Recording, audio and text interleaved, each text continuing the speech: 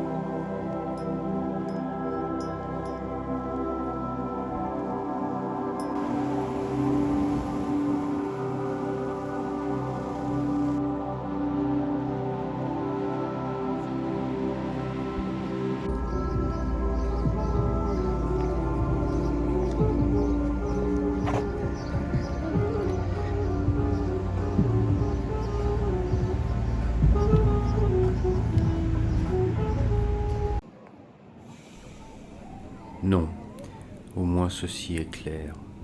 L'expérience a subi une chute de valeur, et cela s'est produit à une génération qui, entre 1914 et 1918, a fait l'une des expériences les plus monstrueuses de l'histoire universelle. Cela n'est peut-être pas aussi étrange qu'il ne semble. Ne pouvait-on pas à l'époque faire la constatation suivante ? Les gens sont revenus muets de la guerre, pas plus riches, mais au contraire plus pauvres en expériences communicables.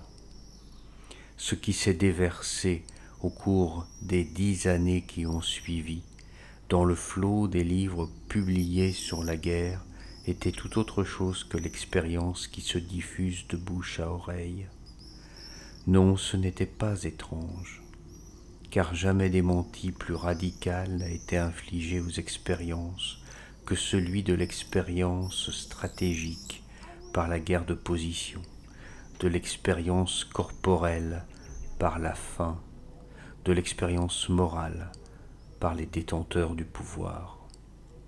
Une génération qui était encore allée à l'école en tramway tiré par des chevaux s'est retrouvée à découvert dans un paysage où rien n'était épargné par le changement, si ce n'est les nuages, et au milieu de tout cela, dans un champ de force traversé de flux destructeurs et d'explosions, l'infime et frêle corps humain.